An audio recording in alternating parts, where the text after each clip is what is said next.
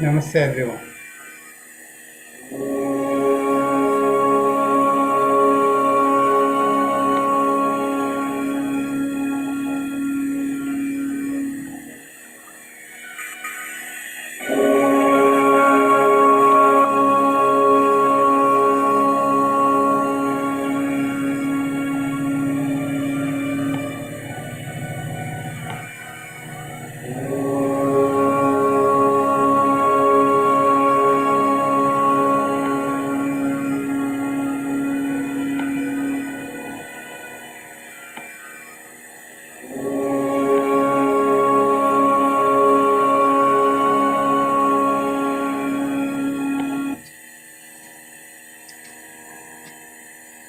Namaste everyone.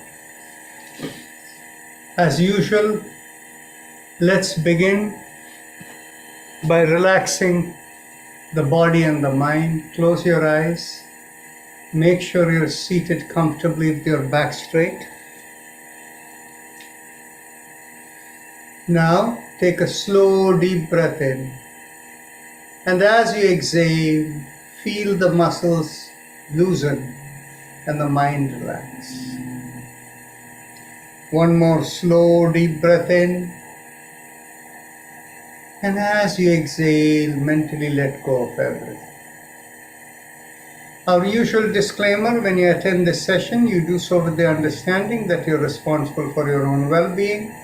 Life in Yoga and those of us who lead these sessions, we don't take responsibility towards the outcome of your participation here. So please exercise caution in whatever you're doing and make sure you observe the rule of yoga that there cannot be any strain whatsoever in what you do. Everything should be done with such light effort whereby you can have meditative focus in what you're doing. If anything feels uncomfortable, you shouldn't be doing it. So keeping that in mind, now we can begin by establishing the group consciousness. Think of everyone who is in this group as within yourself. Now we will begin the first of 3 Oms. And with the first Om, think your awareness go beyond the body. Second Om, beyond the zone of light into the spiritual world. And the third Om to the source of everything. From Bhu to Bhuva to Bhuva to Swa. So take a deep breath in.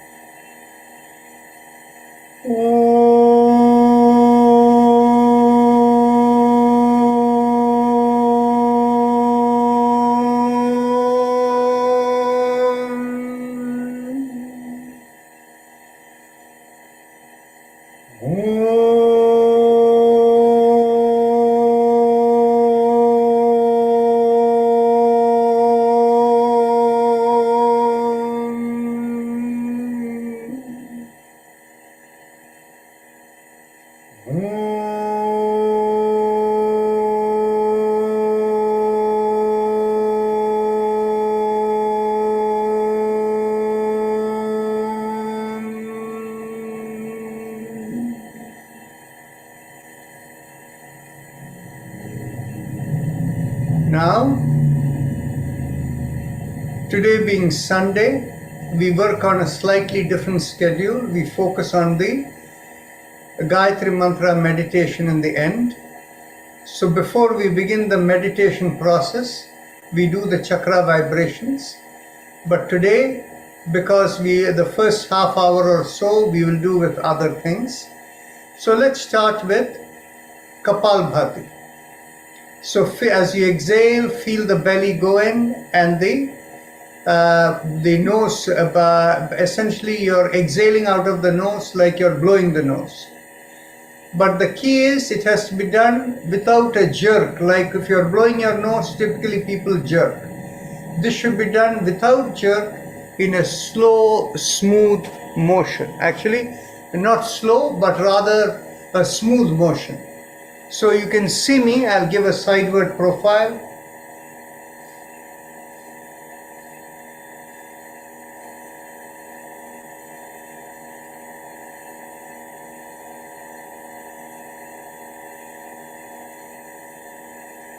Keep the eyes closed and the awareness within and observe what is happening within you.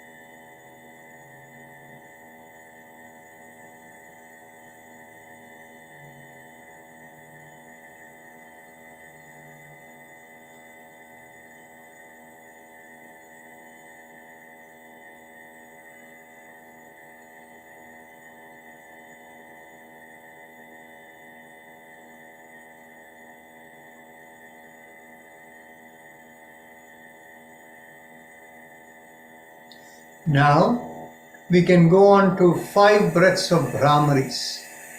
So take a deep breath in, close the ears.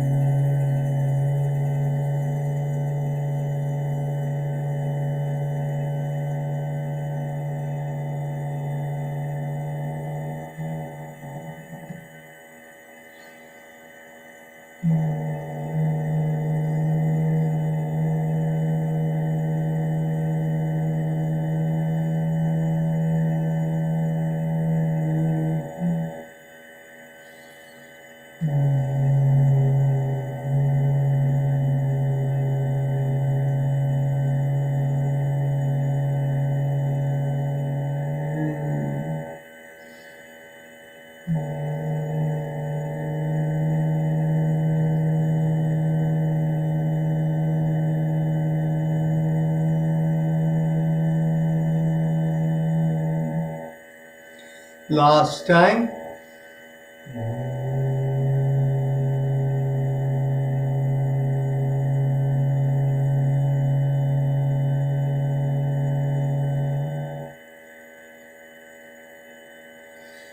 Now we can go on to our neck exercises.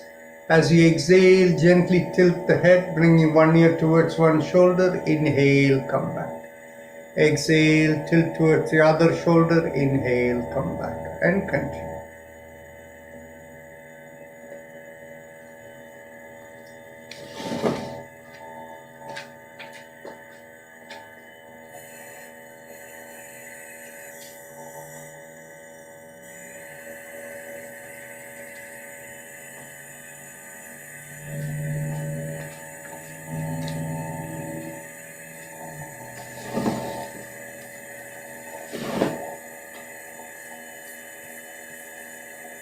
Those of you who are in the attendee list, I am sending an invite to join the panelists. If you wish, please join in.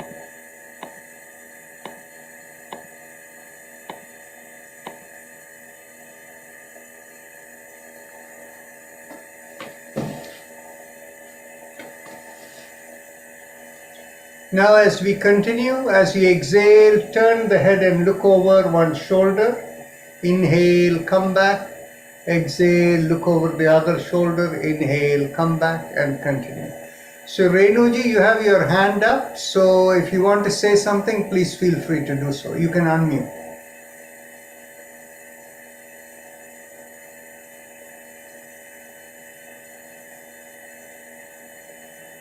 I can lower the hand for you.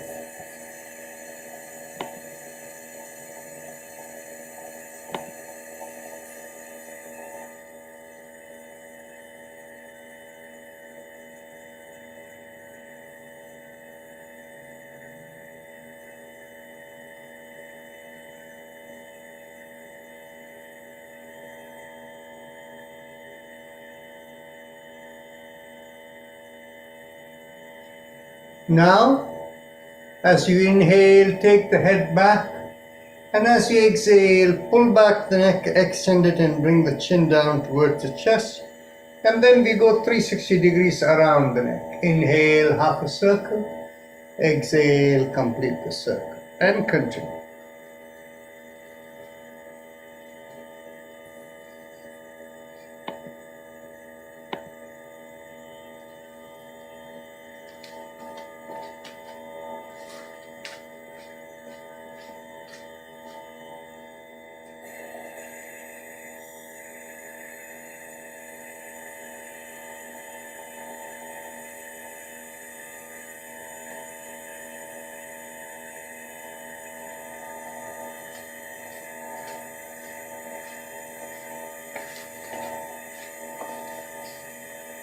Now we can go in the alternate direction. Inhale, half a circle. Exhale, complete the circle, going the other way.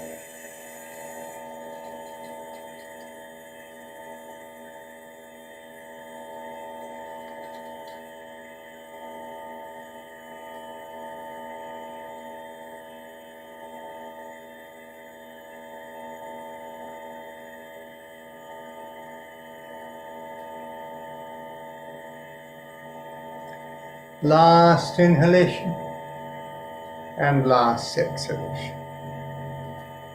Now interlock the fingers and bring it behind the head. And as you inhale, pull back the shoulders and the elbows. And as you exhale, twist to one side. Inhale, come back. Exhale, twist the other way. Inhale, come back, and continue.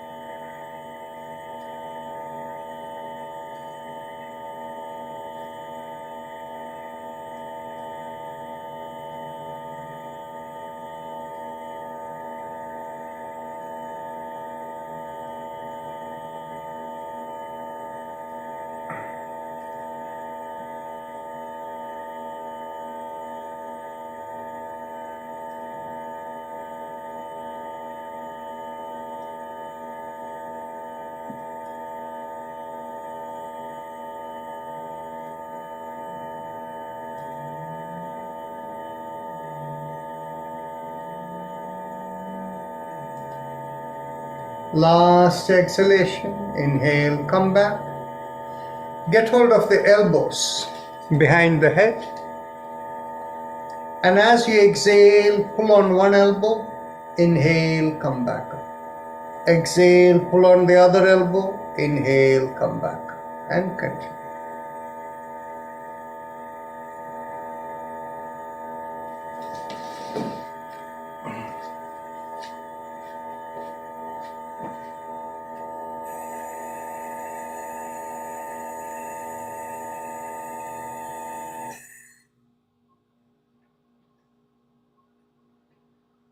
கொஞ்சம் better இருக்கு. நமக்கு எப்போ தோணுதோ இதை கழிச்சுக்கோ.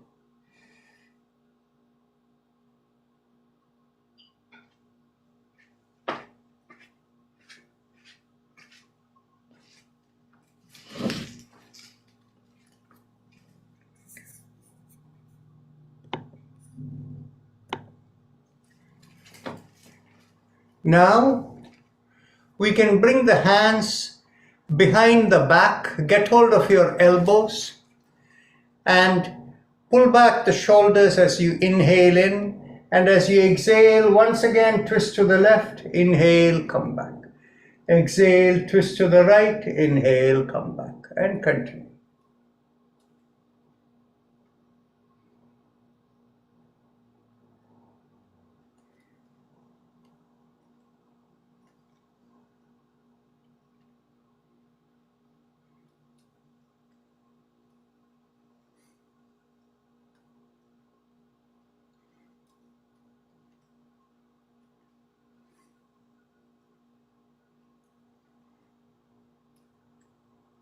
Last exhalation, inhale, come back.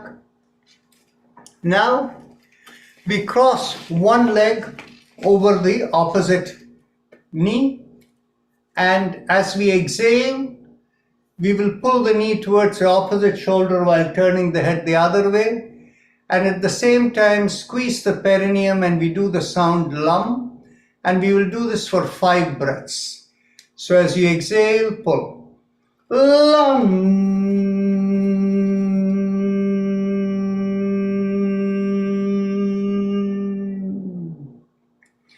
Lum.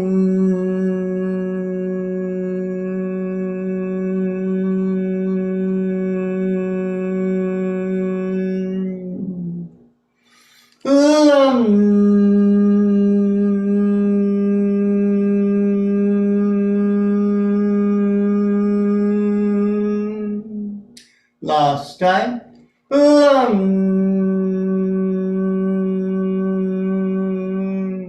Actually, we did only 4. One more.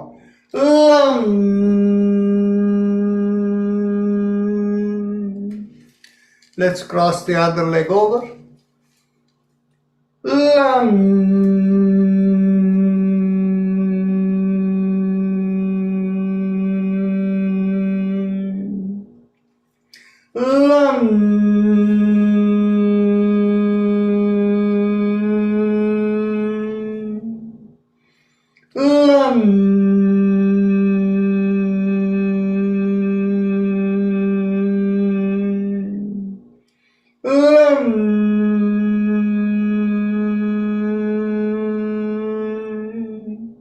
Last time.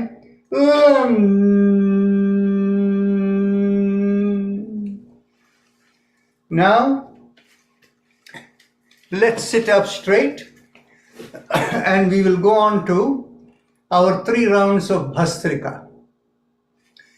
And let's see, there are a few more people who have joined us, so if you want to join the panelists, I'm sending you the invite. Okay. So now, pull back the shoulders and let's begin our Bhastrika. Exhale. Inhale. Exhale. 2. Exhale. 3. Exhale. 4, exit, 5, exit, 6, exit, 7, exit, 8, exit, 9, exit, 10, exit, 11, exit, 12, exit, 13, exit, 14, exit, 15, exit, 16, exit, 17, exit, 18, exit, 19, exit, 20, exit. Ujjayi Kumbhaka followed by Bhramari.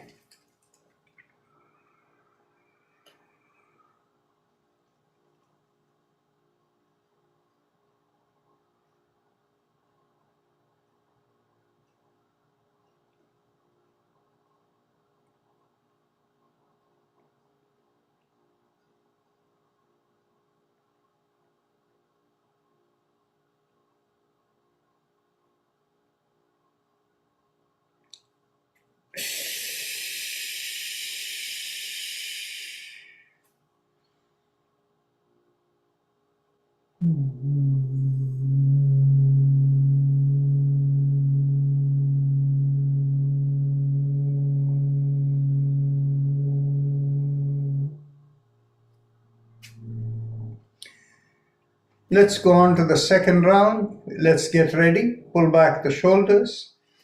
Exhale. Inhale. Exit. 2. Exit. 3. Exit. 4. Exit. 5.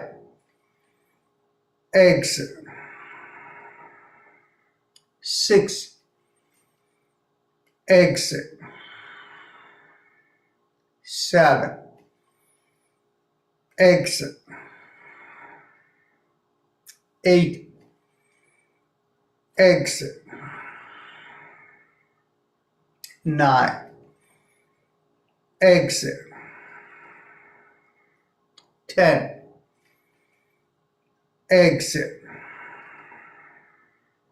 11. Exit. 12. Exit. 13. Exit. 14. Exit. 15. Exit. 60. Exit. 70. Exit. 80. Exit. 90. Exit. 20. Exit. Ujjayi Kumbhaka followed by Bhramari.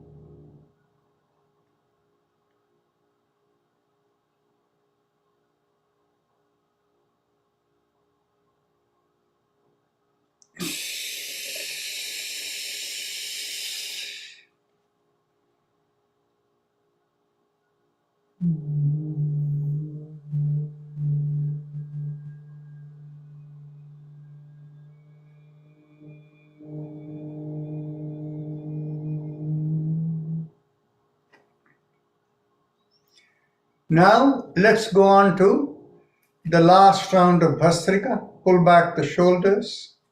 Exit. Inhale.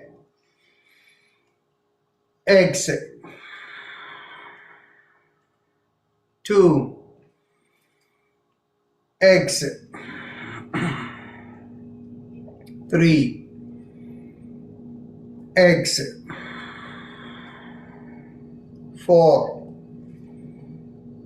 Exit. 5. Exit. 6. Exit. 7. Exit. 8. Exit. 9. Exit. 10. Exit. 11. Exit. 12.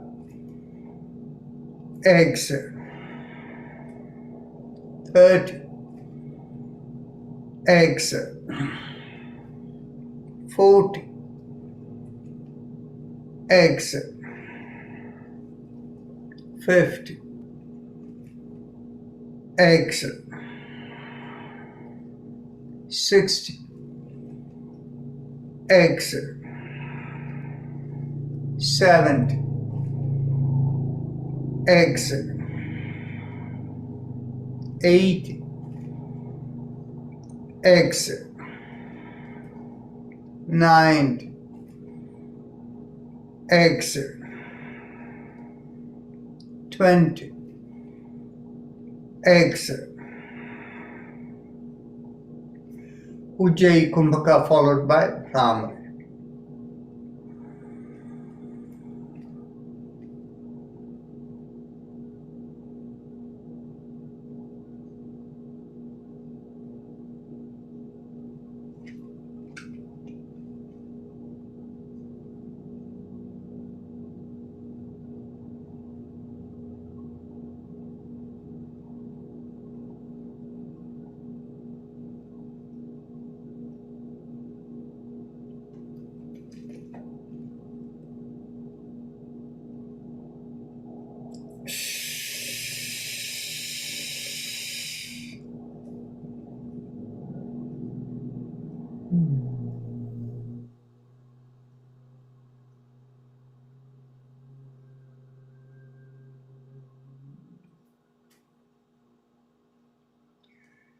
Now we are ready for our chakra vibrations, and from there we will go on to the Ujjayi Pranayama and various visualizations, and then to our meditation.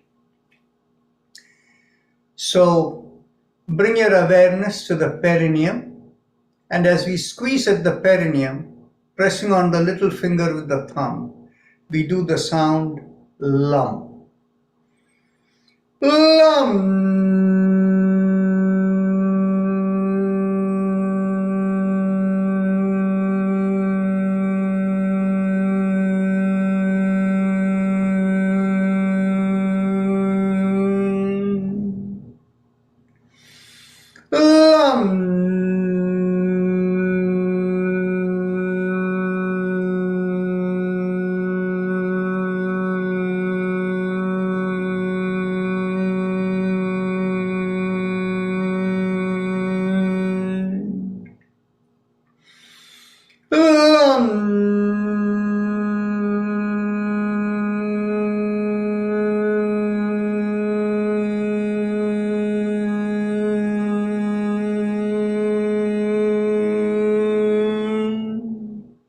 Release the fingers, continue.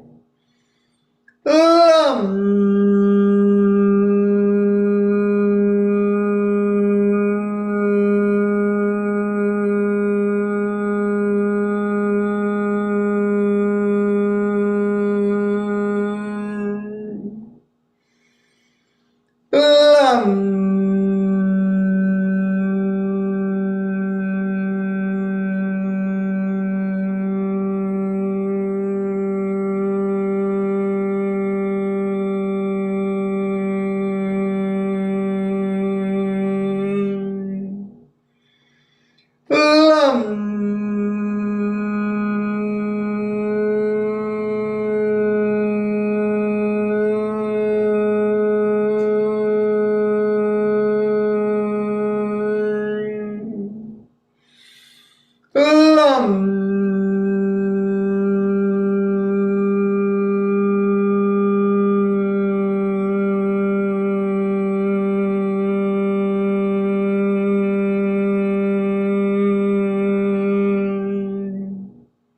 Last time. Lam.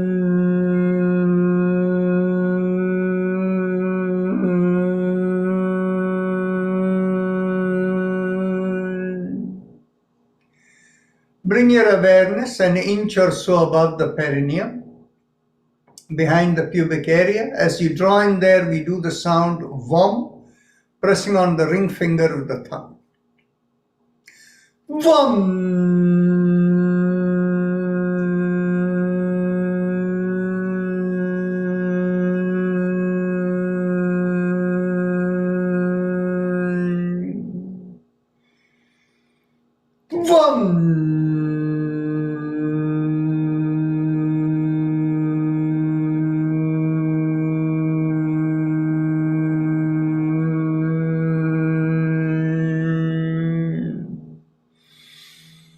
VOM.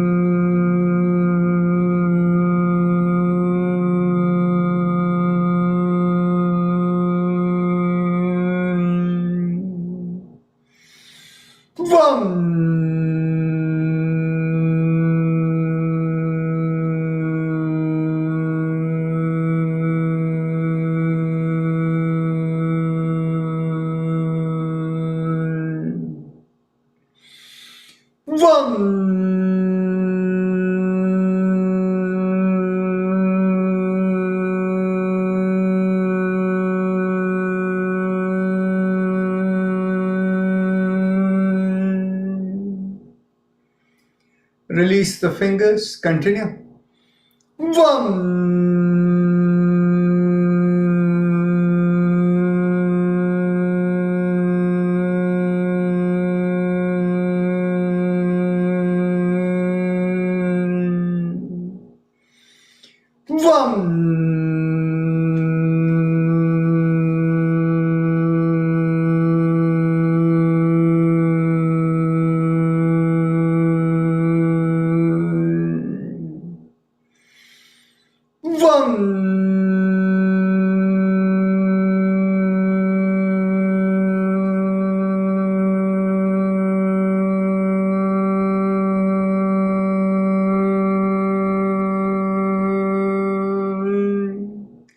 Last time.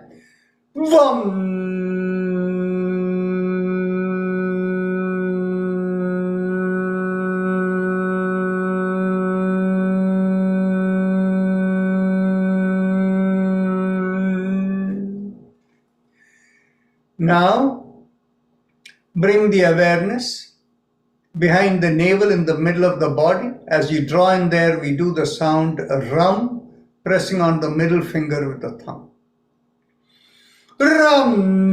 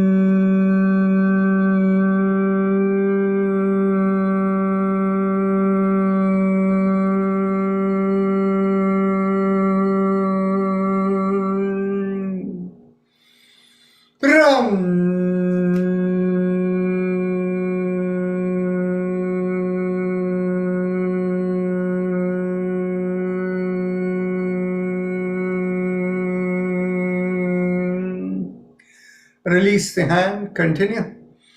Ram.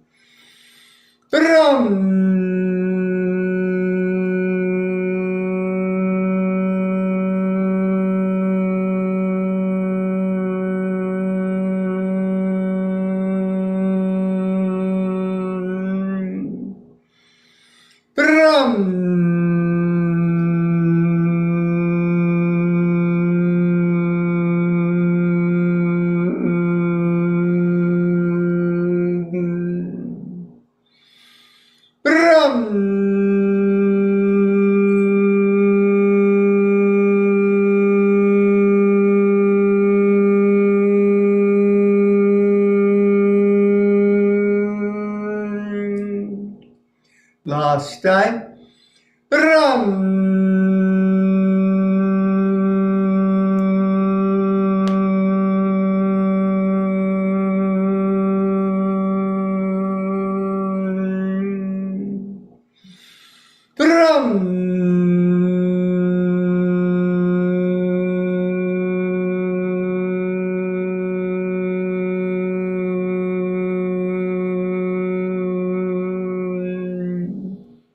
Last time.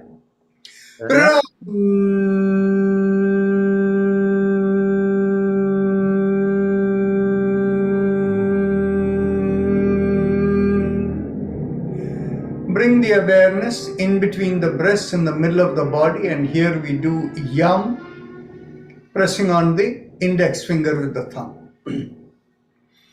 Yam.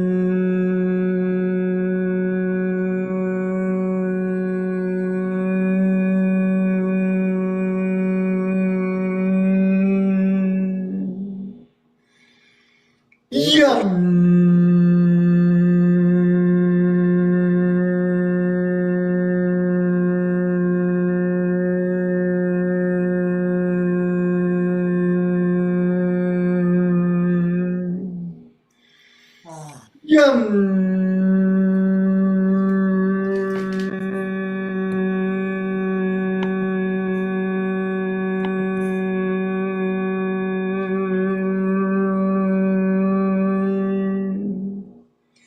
Release the fingers. Continue.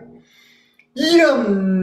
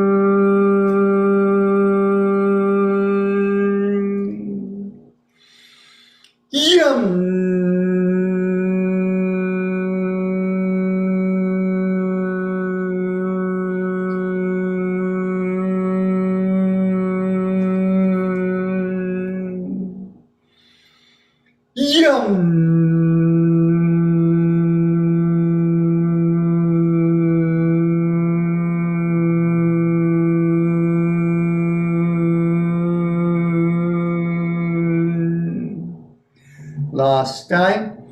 Yum.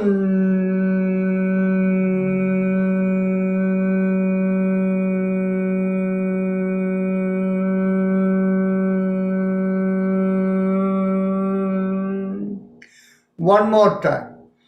Yum.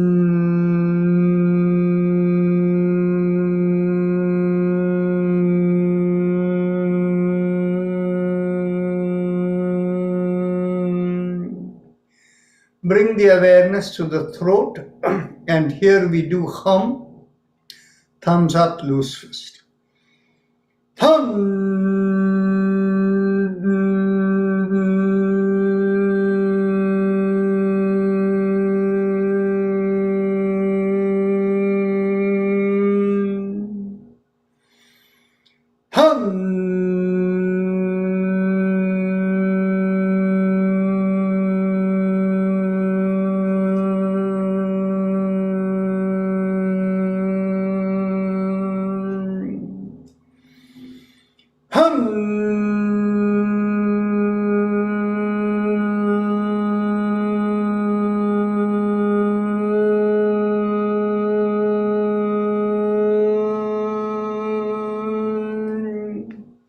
Last time.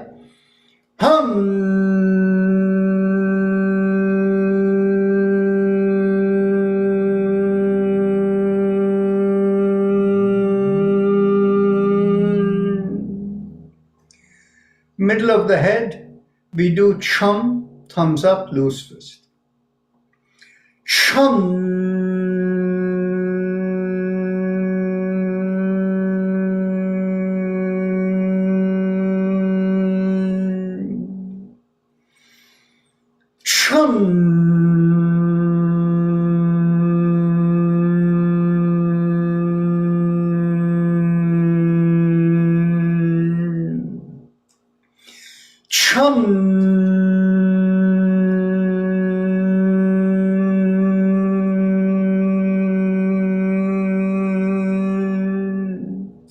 Release the hand, continue.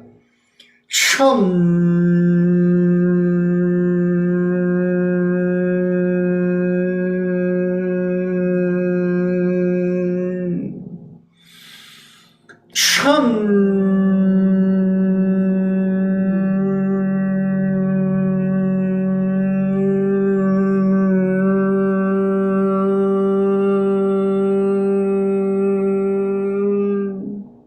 Last. Now bring the awareness to the top of the middle of the head, and there we do Om, thumbs up, loose fist.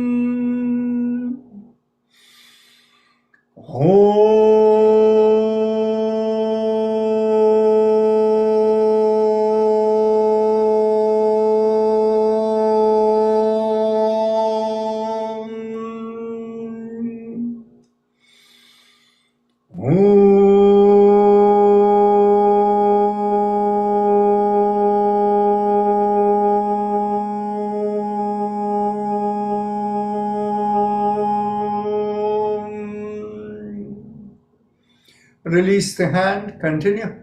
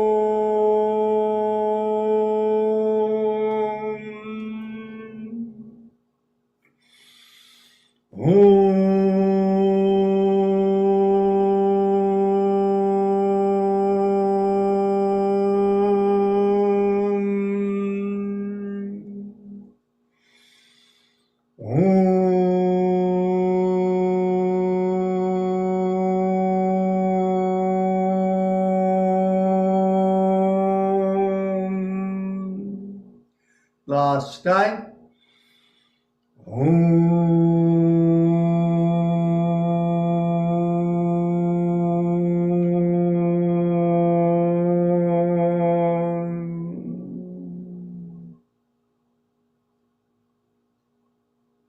Now we can go on to the Ujjayi Pranayama. Those of you who know it, please proceed. And those of you who need instructions, bring your awareness to the lowermost part of the mouth, the throat area. As you inhale and exhale, feel a mild sucking sensation as you inhale and a reverse sensation as you exhale. The breath has to be slow and long, only through the nostrils, mouth firmly shut. If you're unable to feel it when you do it in the gentle way, then make a big smile with the cheeks coming out. And the moment the cheeks come out, you'll find a slight stretch in the bottommost part of the mouth. Focus on the stretch and inhale and exhale and feel like the air is rubbing there. So please continue.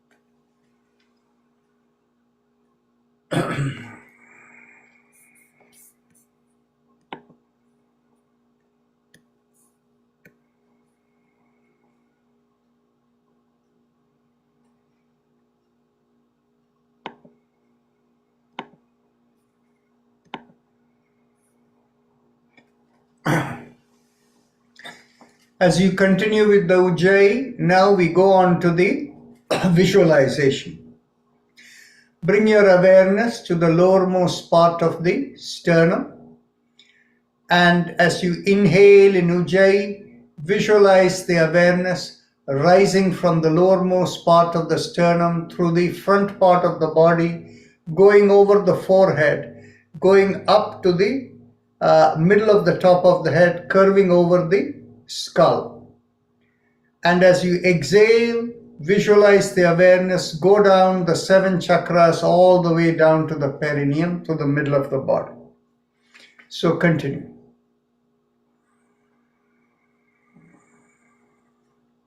Exhale.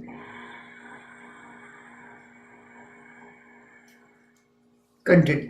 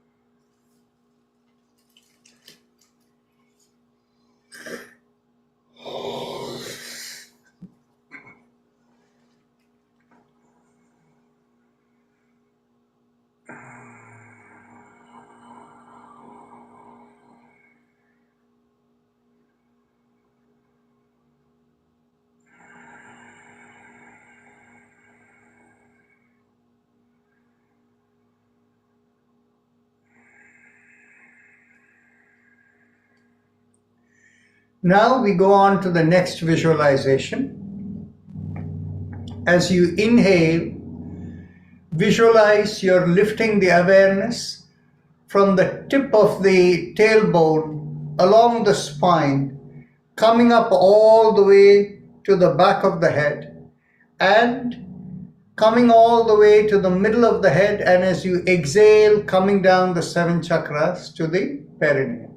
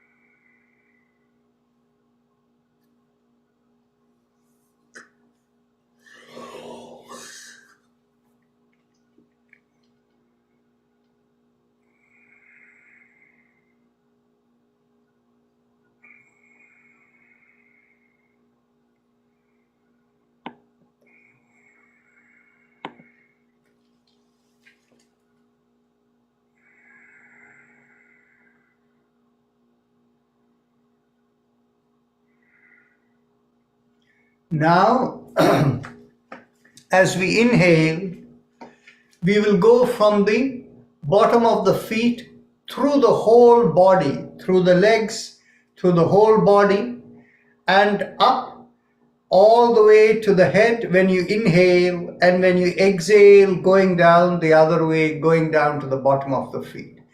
But also you want to bring the hand in. When you inhale, visualize that you're feeling something coming from a sensation, the bottom of the feet and the palm of the hands. And then as you inhale, it rises up going to the head. And as you exhale, going out of the soles of the feet and the palms of the hand, the whole body. Continue.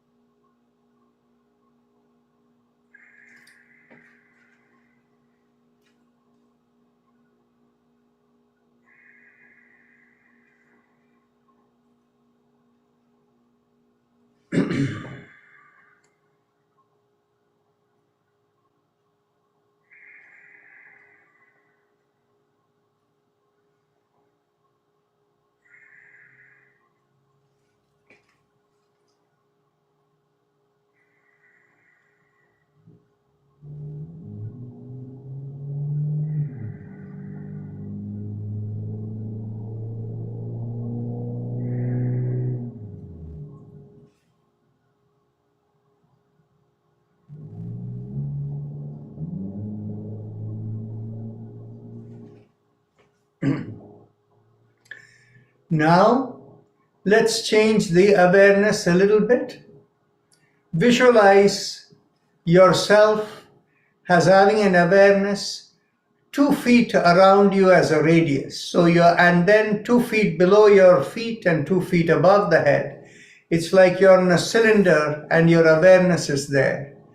And as you inhale, feel the awareness go through the entire cylinder up to above the head, 2 feet above the head, and as you exhale, going down.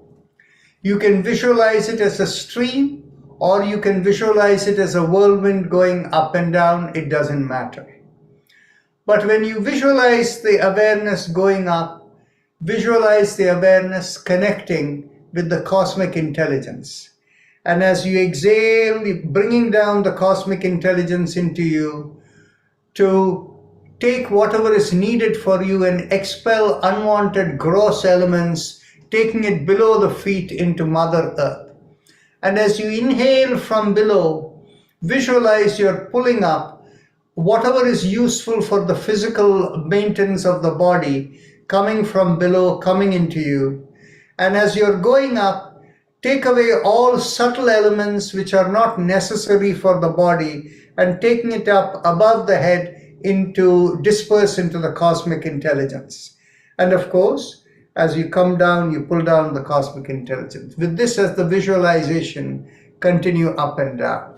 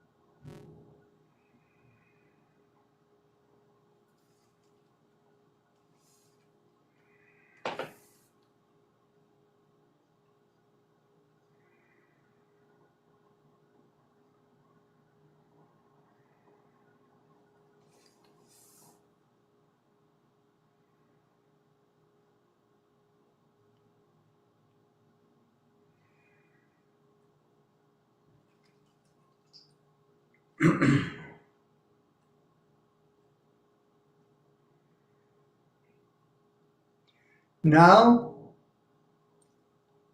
we can prepare ourselves for the meditation, but observe how light your body feels, and your body feels like a bundle of vibrations. Bring your hands together and gently rub the palm of your hands. And separate the palms an inch from each other and slowly move it, and see if you can feel sensation in your palms. Most of you should feel the sensation, just keeping it near. Now, open the palms, keeping the little finger and the side of the palm touching each other, and mentally call upon the spirit that takes your awareness beyond the body. We call upon that spirit as Gayatri. Ask Gayatri to come into your palms and observe there is a sudden change of vibrations in your palms. Take that vibration into you. You have taken Gayatri into you. If you have the ability to sense, you will sense a subtle vibration within you. Open the palms again and call upon Savitri to come into your palms. And Savitri is the spirit that takes you beyond the zone of light. Call the spirit that takes your awareness beyond the zone of light to come into you, which means taking you into the spiritual world. Feel Savitri in your palms and take Savitri into you. And once again, feel a subtle change in the vibrations in your whole body, if you can sense it. Open the palms once again, and now we are going to call on to the spirit that takes you into the source of all cosmic intelligence, which is God. We call that spirit as Saraswati. Ask Saraswati to come into your palms, feel the vibrations yet more subtle, and take that vibration into you once again. And now observe your entire vibration, your body has changed. You have a subtle connectivity into the source of cosmic intelligence. Now we make the mental affirmation within the context of the three levels of existence, the physical world, the spiritual world, and the source. All of them connected by Om. So we call it as Om Bhur Bhuvaswa. In the context of this connection to the three worlds, by the brilliance or vitality of the sun,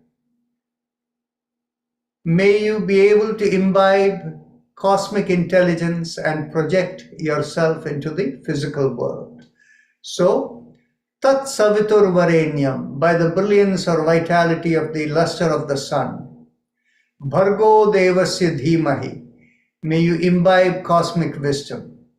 And from that, Dhiyo Yona Prachodayat, may you from that intelligence project into the world. In order to, the implication is in order to fulfill the purpose for which you have come into this body. Keep that as the affirmation in your mind as you do the meditation.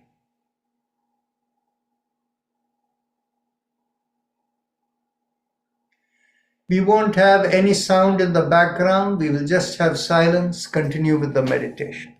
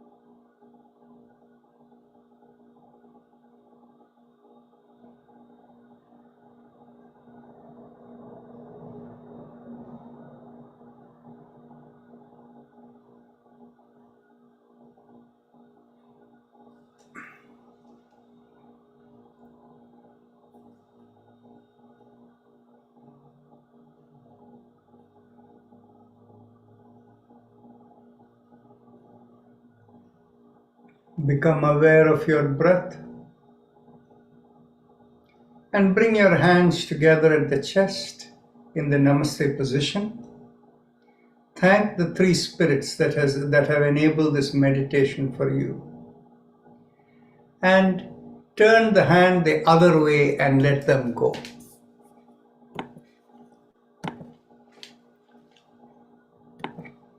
You've thanked them and you let them go that way.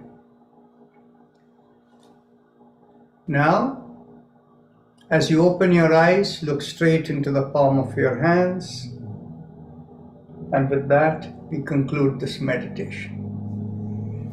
Now, today being Sunday, we are open for any questions. And so if you have any thoughts or questions, feel free to speak up. You can unmute yourself.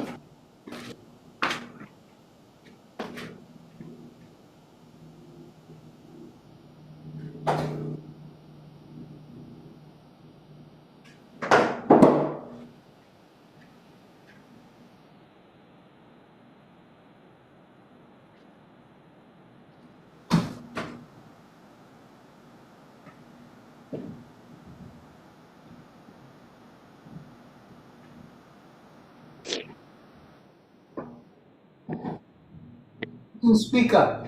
If anybody Namaste. Namaste, Dr. Rajan. This is Ashwini. Uh, Yes. I had a question for you. Actually, I did discuss a little bit on this with Tammy also. I've been attending Patanjali Yoga Sutra classes by Kumarji, and I'm also reading your book. I'm just done with the first chapter, and I'm attending your sessions also, not every day, but whenever I can, along with my family. There has been a good improvement in terms of the mental state for me and my children too. But I feel like a disconnect between the classes, the principles that I have learned so far, and the exercises that we are doing meditation, and the content in the book. although it is like, feels like pieces of puzzles are joining, I still feel what is the best way to practice this, how to impart along with, like, I want this to be a family practice. Is there any good start other than the book and then the classes that we are taking, and what am I missing, Dr. Rajan? Yes, yours is a very good question. I will. Would anybody else like to take try the answer to the question while I take my mother to the toilet? Please go ahead. I'll join you in a moment. Excuse me, can you explain a little bit more about the disconnect? The disconnect that I'm feeling right now is we are in the Sadhana Pada about in the Patanjali Yoga Sutra, and we are learning about dhyana, pratyahara, and all the other asanas that we are looking into. Although we touched about few asanas, I I have practiced yoga from different people, but not like in an organized way. I feel there is a disconnect between I mean, I don't understand basically what we are doing in terms of when we are doing chakra practices, the meditation. What is the meaning of it? Like, what are we trying to achieve? Those kind of questions. I'm still reading Dr. Rajan's book, maybe, but still, like, I feel like, there is some kind of a disconnect that I'm missing. Should I wait for the book to get completed, or is there anything else that I can do? I think Kumar can further session. You can ask Kumar. Kumar can explain better way. Yeah, Okay. I did talk to him too. Let me jump in over here. Okay. See, what happens is yoga is essentially experiential. So you have to experience it within yourself. Okay. So the practices we do over here are really for the individual. Now, the how your family imbibes is a different matter.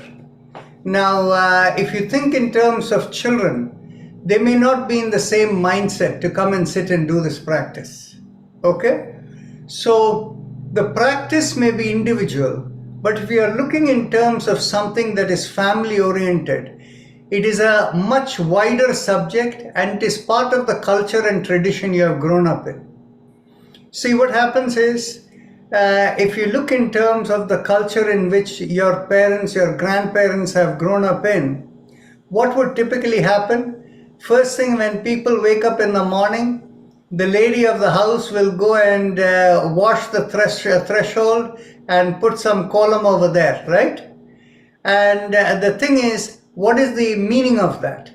The first thing that is done is basically you're cleaning the doorway of the home so that good energy can come into the home. You're inviting Lakshmi into your home, and that becomes the attitude of that. The next thing that happens after that is typically you end up lighting a lamp at home. And people may have their shower or whatever, and then they will come and light a lamp, and everybody in the family will go, and whether it's the children or older people usually become the role model. They will do a little bit, they may put something on their forehead, and then they will go and do a namaskara, and then they will begin their day, whether children going to school or this thing and all of that. What are you building within that system? You're building within that system a systematic routine. This is what is called niyama in yoga. You're building a regular this thing, and that building the niyama itself will take care of you in terms of building the orientation for the whole family. Now, on the other hand, what happens is, this is why religion is important for people when you're looking at it from a family perspective. But once you are going into the path of higher realization, religion does not matter. Religion is a binding force. But when you're thinking for yourself, religion has no meaning. But if you're looking in terms of the children, in whichever religion and culture you have grown up in, when you go that way, that is how you build the process for them, right? So let me. Okay. So if you look at it that way, then in which case, if you look at the book in itself, you can see the chapter on Bhakti Yoga and the role of religion. There we say it fits for, there is yogic aspect in every religion. So whatever works for you, right? So the book is basically designed for an individual seeker and not to guide in terms of how to orient your family. Okay?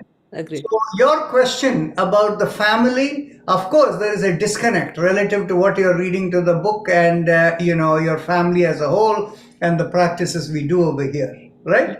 Yeah. So it works differently. As you can see over here, in this group, people are mostly senior citizens, right? Yeah. And basically, people are looking for their awareness within the meaning of life. And what happens is, as people age, going through the ringer of life, they have already fulfilled a lot of their karmas and kleshas. So automatically there is purification that has happened in the body. Now, yet it is different for different people. And so we have a body of practices that we have put together that is optimized for a large number of people, but it may not be the perfect practice for everyone. Correct. Yeah. Okay, and so if it is something for your family and children, then we have to work in a different way. Does that answer your question? Yeah, one part of the question is correct. I mean, I got the answer. Again, for me, why I'm insisting kids is like since we are migrated from our country to here, and then even kids are confused. We are confused about the culture or the religion as an anchor, using that as an anchor. So what I'm trying to do is like whatever is good, like even though there is a resistance in starting the class in the beginning, at the end of the session, I have seen greater improvement in their mindset and their anger management, and then stress level, their maturity, they're calm. So I feel like I have my husband who is grown up, and then we are trying to figure it out at this point of time, the meaning of life, purpose of life, and all these questions, as a child had all these questions, but nobody was there to answer. And now my children ask these questions. I don't want to just put it away and then say you'll figure it out as after you grow up, but equip them with all these things, and it's up to them to use it. Yeah, let me stop you here. The thing is, as I said, this is not the forum for that. But if we want to be, if we had the bandwidth, we could definitely have a separate thing for children and all of this. And but what I will recommend for you is, you may want to go to Chinmaya Mission or something like that with your children, and there you will find more of things that may be relevant for your children. They are institutionalized in all of that. In Life in Yoga, we don't have the bandwidth or the support, the financial support to be able to do all of that. Right now, we are doing whatever is possible within a volunteer and minimal level of paid support is what we are doing. In India, it is a different matter. We are starting a whole thing in India, and the level of support in India is much, much more than the level of support we have over here. So we are actually creating a whole paid staff in India. Which we cannot do over here, and there we will have children's program too. Okay. Yeah, I saw that on the Yes. website. So please continue with the questions. I'll be back. Let me look at my mother, and I'll be back. Sure. Sweetie, great question. And I wanted to say, your children, just having that time where they have a chance to sit and calm their mind, I think that might be where it's making a difference, so they can kind of shut down some of the, excitement or programs that get lit up during the day. So I didn't know you're bringing your kids. That's kind of cool. Or having your kids watch it. They do it initially there'll be there will be resistance, but the kind of maturity that they show after the session and the deep level of conversation that we have, it's just surprises me. I haven't introduced them to the concept of karma or reincarnation. The other day after the chakra vibration, the meditation, my daughter said, all of a sudden, out of a blue, she said, I recognize you from a different life. There is familiarity, but I cannot recollect it. I was like, Oh my God. She's 11, by the way. She's curious about it. I was curious too when I was growing up, but like, people used to give random answers and then just like, I didn't have an actual path, but I don't want to just take that lightly and then discuss whatever they can comprehend, that's fine. Otherwise, at least I have tried my best, like, give them point them to the resources. So Mm. How old are your children? my kids are 11 and 8 years old. They're quite young. They're quite young, yes. Shalini, your connection, like a disconnect, or to understand as you're going through the book, Dr. Rajan, we talked about his classes and stuff, and that's all gonna, I think, start back up next year. But his big thing is the nadis. And when I first started, that's what I noticed, is cleaning the nadis, which is just, to me, it seems like gunk that got collected up in there. So chakra vibrations are very, very powerful. And man, in a group, they're even more powerful, I feel, right? So they're doing chakra vibrations with you too? Yes, they are. Yes. It's Wow. I think the connectivity, or what I am observing is like it's easier for them, even though they have resistance in the beginning. But during the sessions, they're showing a greater improvement or like effects than I do. Mm. I think they may be focusing better than you do. Yes, yes, absolutely. Yeah. They are a good children. They are doing no because when one day I sent my grandson and teach him all these kind of things. He say, "Dada, let me live my way, my own way." So that's what I mean. Depends upon the children. Your children are nice that way, no? Yeah, I mean, my little one had like anger issues in the sense, like she, as a normal kid, she would get angry. Now she takes a 2 minutes break from that incident, and then she goes back, and then comes back. Is like the emotion behind my anger was hurt because you didn't trust me. So I processed it and I understood what it was, and then I'm here to talk to you about that.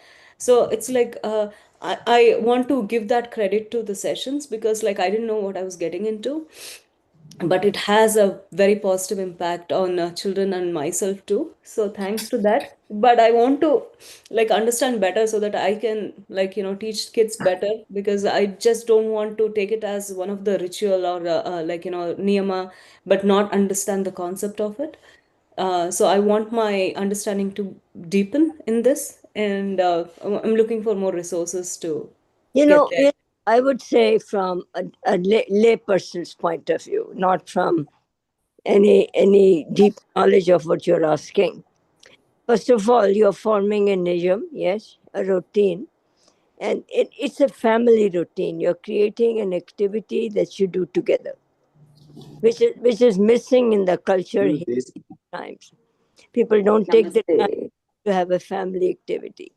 And what you're benefiting, like Tammy said, the dissolution of anger, the frustration, they're calm after the session. That is a huge achievement, huge achievement for the kids. Yeah, yeah, And agreed. they're probably learning how to calm them down despite whatever is going on in the world. And that will go with them. That will not stop here. So you're teaching them a wonderful thing. Thank you.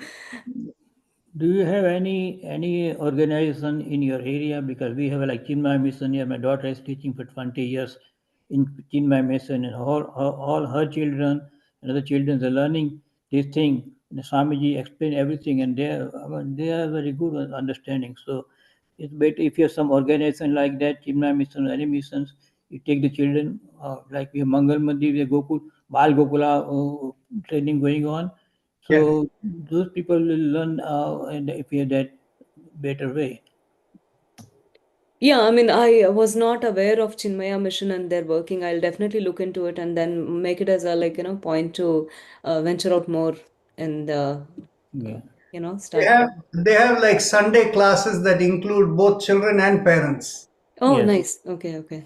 And so you'll find the same kind of thing through the Vishwa Hindu Parishad, there is this Balagokulam that happens in various temple communities and things. See if you can find them. And if they are there, those will be the places where you will find something that you can do for your family. Okay, okay. Thank you, If Dr. Rajan. Arya Samaj of Greater Houston has activities for children. Oh, I forgot to mention, this was right in the top of my head. The entire, the DAV school, Dayanand Anglo Vedic School, that is there only in Houston in the US, okay? Whereas on the other hand, in India, there are branches all over the place. There are probably several hundred or thousand of them. And so they do exactly the same thing. Oh, okay. That's really interesting to learn. Unfortunate that we don't have access to such things in US like widely, but we'll start with the Chinmaya Mission and then other schools that you have mentioned, Dr. Rajan, and everyone. Thank you so much. Hey, Dr. Rajan, Yes. I will ask some question because I had felt some experience. Like one day I was got up at 2 o'clock in the morning and I got some lights coming on my body, and I had some burning question that what happened, how the birth take place, and how the after that where the thing goes. And when I was asked questions, and the way this light explained me, like in this modern language, that what we are, they said, I mean, what I got answer is we are nothing, we are biological reactions. And biological reaction has two kind. One is absorbing energy, one is emitting energy. And all around the planet or Earth, there's so kind different whole dome of energy level, like different voltage, high voltage, low voltage. So when biological reaction takes place, it depends upon the reaction of the power voltage. According to that, it reach and receive the energy. So his higher and when the biological reaction takes place, the higher energy the sages and more like big like saints or Ram or Krishna something they develop, because that kind of energy is so strong that it reaches that stage and that can absorb his body. That's what they explain. And when he died, also it depends upon power of energy voltage. If you know what is dying, we just going to the smaller dome, and then some creatures or something go over there. And higher energy, go higher level, and all your batteries. Everybody has different chitta. Go say different chitta, different level of batteries, negative, positive charge, and that charge. According to that charge, you stay in that orbit when you die. If you have by you dying more voltage, you could your theta will go to higher, and it is same in orbit. So that's what I got explaining. I just want to share what I got from my answer from that light came to me. Interesting perspective. The thing is, you see, there are a few more questions you probably should ask the light. You should ask the light. There are like trillions of living cells in your body. Mhm. While you may leave the body, the cells don't die immediately. Mhm. They leave the body, but the cells may still be alive. So, what is the relationship between the cells and you? Who are you relative to the live cells in the body? So, once you're able to get a little bit more on handle in that, that will be one question you want to ask your light. Second question you want to ask the light is, you see, there is live things and there is not live things, right? Not live things are simply if you look in the physical world, there are only a few things that are not live. Everything that is mineral and water, salt, all of these things, they have no life. They are only molecules.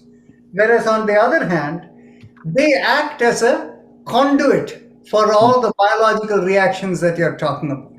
Okay? And so now what happens is, for all the inert elements that do not have life, they are over there. Where did the inert element come from?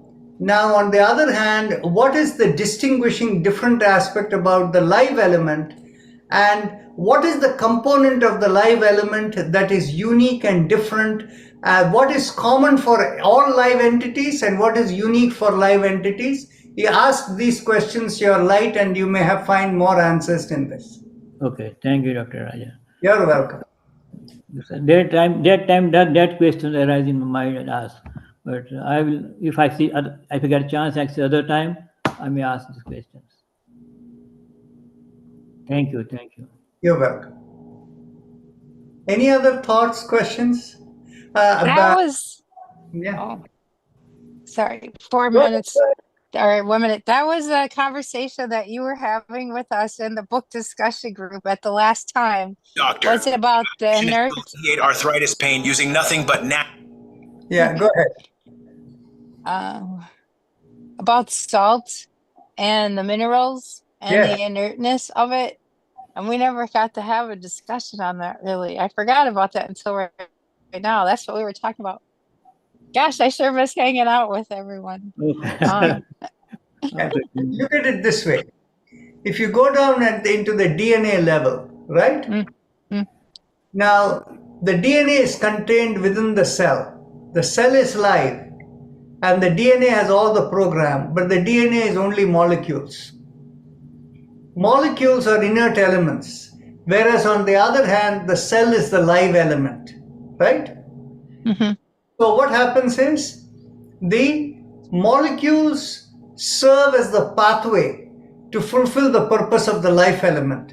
They are the conduits for the prana to flow to fulfill whatever is their purpose, right?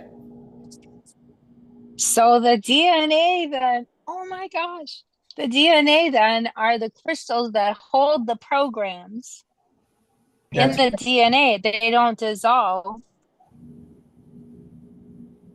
until, okay, and then the cell is what keeps, the cells are what keep us alive in it, wherever all the life lives that we exist in. Cool. Huh. I never thought of it as like crystals and minerals. Awesome. Thanks. Okay. That's cool. Thanks. So it's a very important question to ask, the difference between a live entity and a non-live entity. I'll give you a little bit of a clue for you to go and think about it and meditate on it. Whether all the entities, whether that have a physical presence in the world, have their real concept or their real presence in the spiritual world. So all the inert entities, even water or whatever, minerals, everything is a projection from the spiritual world into the physical world. However, above the spiritual world is the source, the Purusha, as we say in yoga. That Purusha connection is only there for the live entity. It is not there for the inert entity. So look in terms of what is the difference, think about it, meditate, and we can have a discussion next Sunday. Okay. Thank you. Okay. Any other thoughts, questions?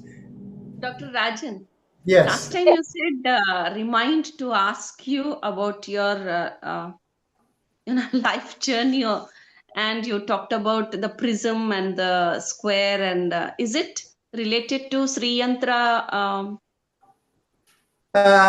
We think that the Sri Yantra and the Meru are the most primitive forms of connection into the cosmic intelligence. Okay? They are the most primitive forms because whereas today we have our shapes and forms that are far more advanced than them, and we can make use of them to connect. Actually, what has been happening is our research is in the very edge of a breakthrough. We have been testing various, shapes and things. In the absence of a fully understood system, people have been fascinated by Sri Yantra, crystals, Meru, and all of this, and how the energy and all of this thing. But how shapes matter, we have taken it to a degree where we are actually working with them to test shapes. So our full research is not yet done, but there are many things that are happening. And as we go through in about a year's time, we will have the full research done. Sri Yantra is many shapes and everything, but when I was attending the Sri Yoga Shibir, and the Swamiji who was the Sivanand, he explained that all the crystals and all the shape, when he gave some meaning like Kaya Ilaim Sakala Sakalarim Kaya Ilaim. You repeat that thing, then that chant that mantra, then all these things come in your more expression come in your mind. See, the thing is basically all of that is fine, but how does that work in connecting into the cosmic world, cosmic existence? That is something that's not explained. That's what we are trying to explain. Okay. Okay. So, Thank you. Dr. Rajan, we are learning this Patanjali Yoga Sutras, as Ashwini said. I'm also in that class. We are learning about karmas and kleshas and this thing. We are in the second chapter, almost to complete. But how to connect to Ishvara? I mean, we have a long way to go. But in between, like do these daily pujas like Shodshokchar puja or Panchobhut. Hold 1 second. Within the two padas that you have completed, Yes. there are only two. There are only probably 3 sutras over there that are most important for you. The most important one is the first sutra of the second chapter. And what is that? Tapas Swadhyaya Ishvara Pranidhanani Kriya Yoga. Right?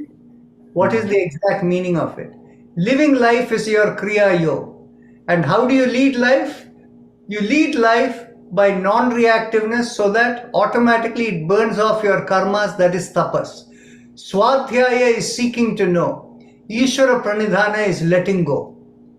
The second sutra that is most important for you is right within the first chapter itself, when he explains to you what is the nature of Ishvara. Klesha karma vipaka aparavrishta purusha vishesha Ishvara. Right? And then what does it, and before you do that, the previous sutra to that is Ishvara pranidhanat va. You can attain the state of samprajnata samadhi by Ishvara pranidhanat swa. But it is basically just letting go and surrendering to God. Now the third sutra that is probably of most importance for you is that how are you able to be a pure observer over there? And the way in which to being a pure observer is with regular practice, right? And the regular practice that is mentioned over there is Abhyasa Vairagya Abhyam Tat Nirodha, that is Chittavritti Nirodha, right? Those are the 3 things that are of most importance to you. Don't worry about going to God and all of that. First, purify yourself, become less reactive, don't get affected by things. And just mentally let go, but mentally seek. When you mentally seek, the answers will come intuitively. Me giving the answer is not a solution for you. When you are internally getting the answer, that's when you get all your answers and solutions. But it is very hard to go to Ishvara Pranidhana, no? Surrendered God. Because we can do it, but living in this family life and all these things, it distract so many things there, we're distracted. So sometimes Suresh Purohit is saying he cannot make things for himself. His wife is there behind and children and whoever, all of them also make what is him this thing. But on the other hand, if you can make yourself to be unaffected by all of these and yet do your swadharma, that is this thing, what will happen is it's a different aspect. But it is possible, but for most people, they get affected by things around. Yeah. Okay, so we'll close over here for today and we will see you all next Sunday. Namaste. Hey, Dr. Rajan, why we are, when you join the session, why we are not automatically connect panelists? Like in morning session, we don't have to then automatically we are panelists. And why we have Somebody to? has asked this question before, is because there is a limited number of people we can put into the panelists. So people who first came, they got into it. After that, we have to promote because we have only a total of 100 slots. So the thing is, people who didn't get into the first few 100 or whatever, they when they come later, when the 100 slots are not taken up, we can promote them individually. Okay, we'll see you next time. Bye.